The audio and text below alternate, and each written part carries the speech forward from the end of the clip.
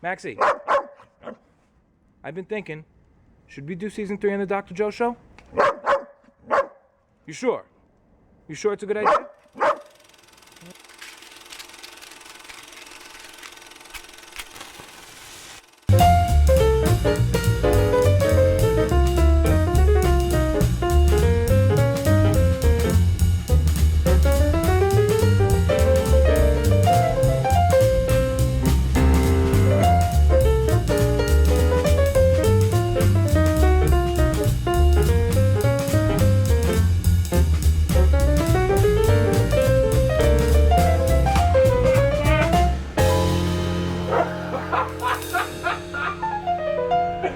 You know, that's what I'm talking about.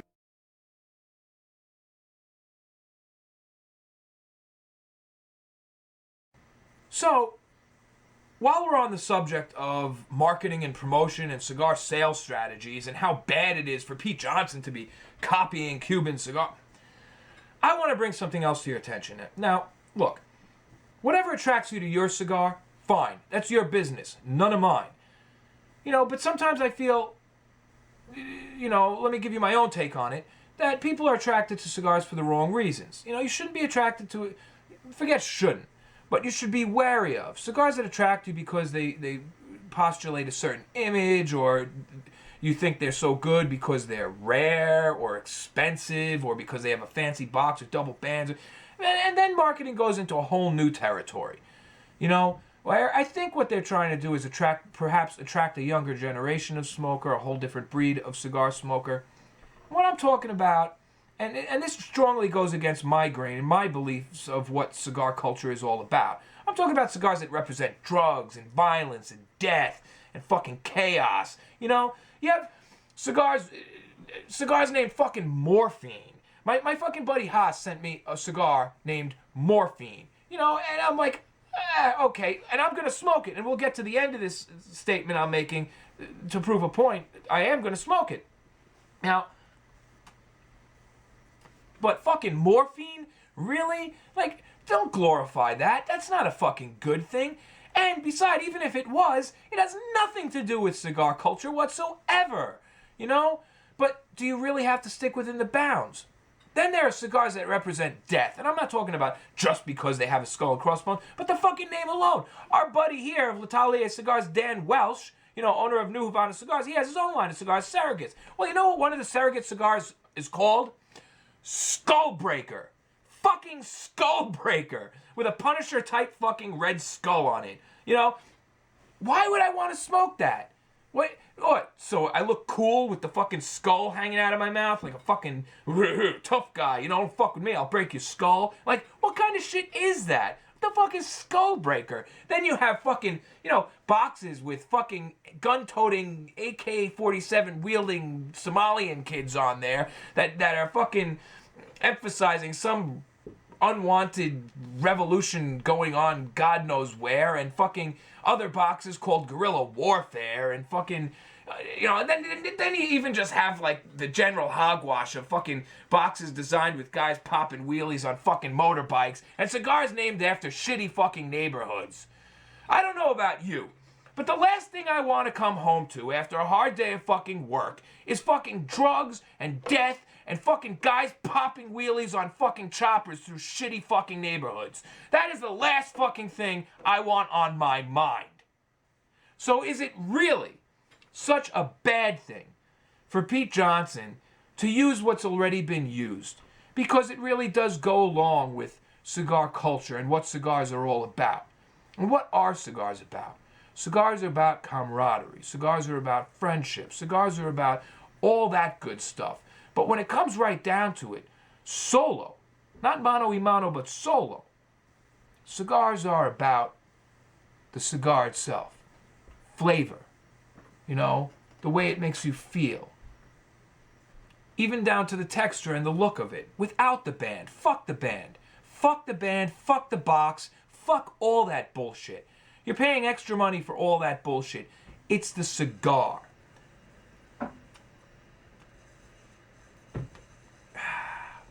And any cigar that stays lit through one of my rants is a fucking good one. I don't like drugs, and I don't like death and violence, and I don't like fucking dudes popping wheelies through my living room, and I don't like fucking shitty neighborhoods. But I do like cigars. And any one of those cigars with that fucking ridiculous band on it might be a really good one. So I will smoke them. I will smoke them. And if I smoke one that I like so much, I'll buy it again. Even though I really wish to be giving my fucking hard-earned cash to a different cause. But that just proves the point that it's all in the cigar. Fuck who's copying who. Fuck who has what opinion on what. Fuck my opinions about death and violence. And well, so you're very welcome. Come on my forum and say, fuck you, Joe. Fuck you for saying anything about my cigar. Hey, man, I think your cigar is great, actually. I have smoked a Skull Breaker, and it was very good. I liked it. You know, who cares what I think? Who cares? But that it goes beyond that. Who cares what fucking band is on it? Who cares what the fucking name of the cigar is?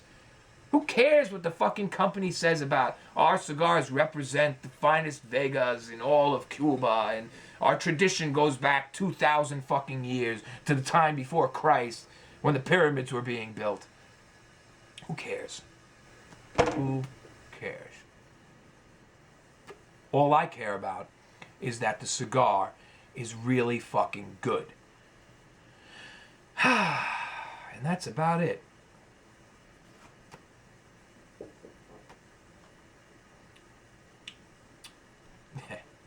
It's a good cigar.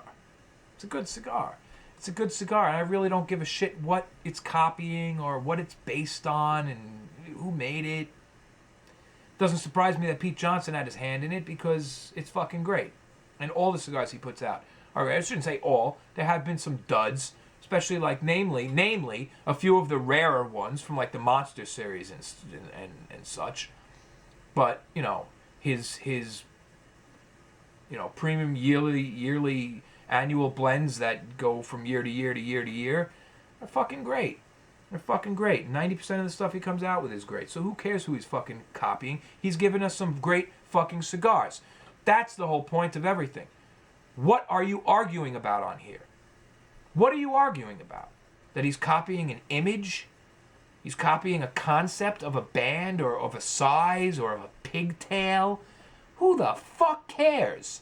He's not copying the blend, and that is all that fucking matters. That's all that matters. You know? Oh yes, oh yes, oh yes.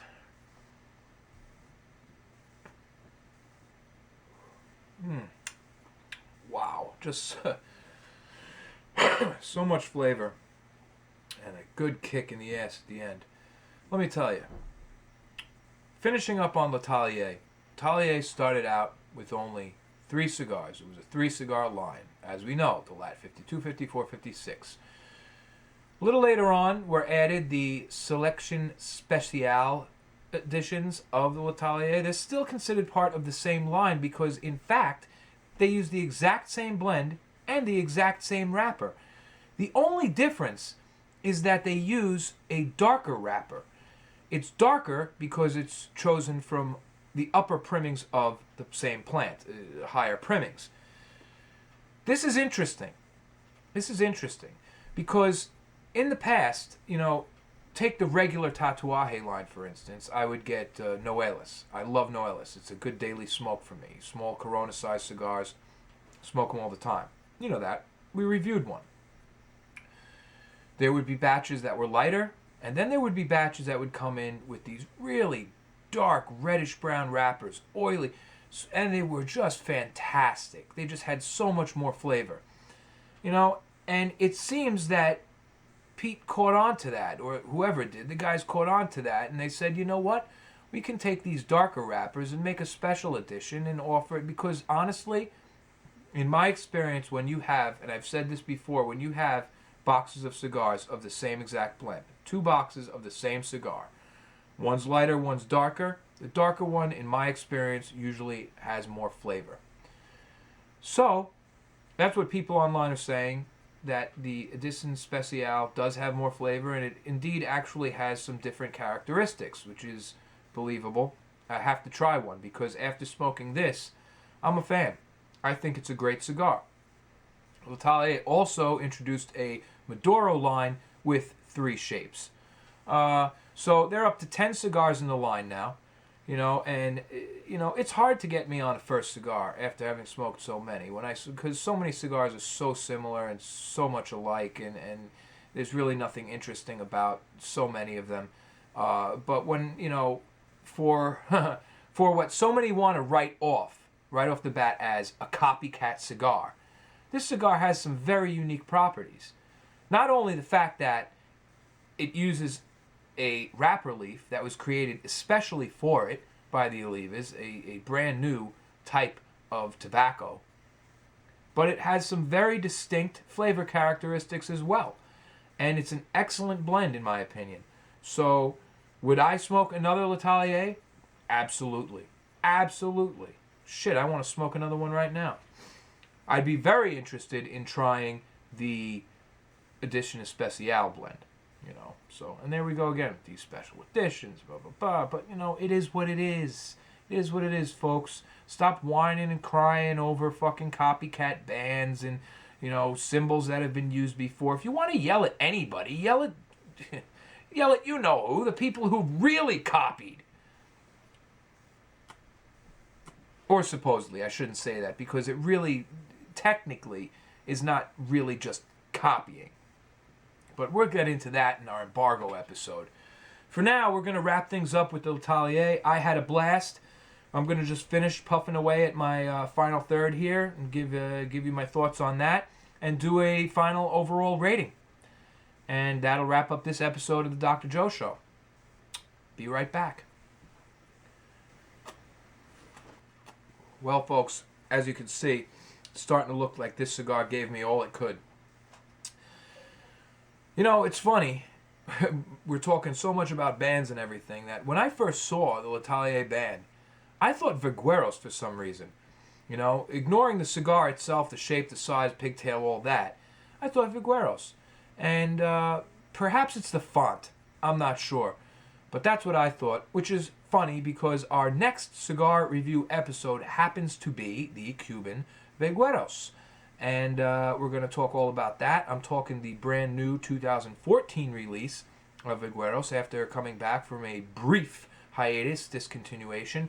And that should be very interesting, and it will really play on everything we've said thus far about presentation and marketing and all of that. Aside from that, we're pretty much done with our cigar.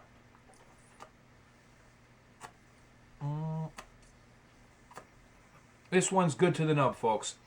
No bitterness. Really, it's got a kick-ass ending.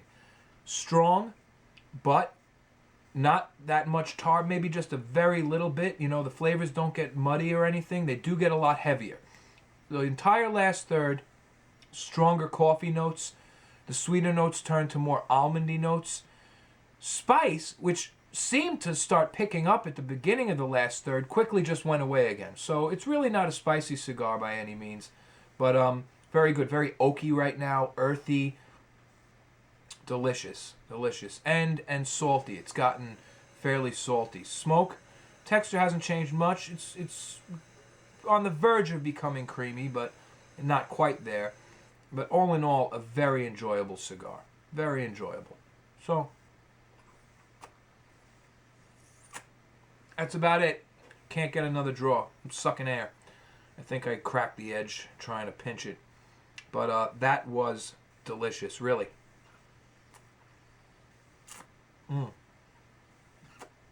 There we go. No. That tastes so good. It's making me hungry now. Well, let's wrap it up. We got to end it at some point. Let's wrap up our L'Atelier review, give you a final rating, and say goodnight. For tomorrow is another day, and there will be another cigar.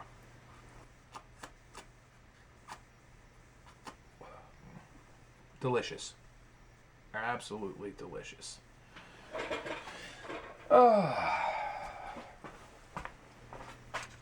Well, here we are, folks. Another review done and finished. Our L'Atelier Imports L'Atelier LAT54, all smoked up. And man, was that a satisfying cigar. Really satisfying. I don't feel like smoking a thing right now. Perfect level of strength. Perfect smoking time for me as far as the review is concerned. It seems like it was almost made to be reviewed. Anyway, appearance, a 1. Beautiful wrapper with a really nice sheen, just a nice beige color. Kind of reminded me of supple leather. Really nice. You could see the oils coming through, and just really primo looking wrapper. Burn, a 1. Absolutely perfect. Didn't need any touch-ups, any relights, anything like that. Construction, flawless. Draw, flawless. Draw was amazing. Really. Slight resistance on the draw, but just didn't leave you wanting for anything. Pre-draw flavor, 0.75. Some very interesting notes on there, especially the sweeter notes and the floral notes. Overall flavor, 1.75. 1.75. Just even, steady, solid flavor throughout. Never wand, just really, really consistent. Couple of little change-ups here and there. Aroma, a 1. Gorgeous aroma. Floral, sweet. Just takes you away. Really good aroma. Balance, a 1. I found this cigar to be exceptionally well balanced. Started out with a kick right away, kind of like a medium body. Then throughout, did not pick up strength. Didn't get too strong. Didn't mellow out either. At the very end, a little extra kick. Like I said, I'm satisfied. I don't need another cigar right now. Just the right amount of strength for me. And I would call it a medium full. Medium throughout, full at the end. And complexity. Complexity of 0.5. Surprisingly, as delicious as it was, I didn't find this cigar to be overly complex. It had a few bells and whistles, especially that floral note in the beginning and partially throughout the second third. I love that note. I really, really love that note. I would say that's a Cuban-esque note. And I guess so would Pete. Overall, a rock-solid 9.0. Extremely solid smoke with a steady burn and great draw. 1 to add to the buy list. And that wraps it up, folks. I hope you enjoyed this review as much as I did smoking. I hope you enjoyed this review as much as I did making it. Yeah, that cigar was definitely strong enough. And as much as I did smoking this wonderful cigar, really, forget all that copycat nonsense. Base your beliefs on the blend, not the band. And that is the best way to conclude all of our cigar politics on this show. Without any further ado, have a good night, or a good morning, or a good afternoon, or if you're in the office, get back to fucking work. Your boss is going to fire you. But if he does, just keep on smoking. This is the Dr. Joe Show.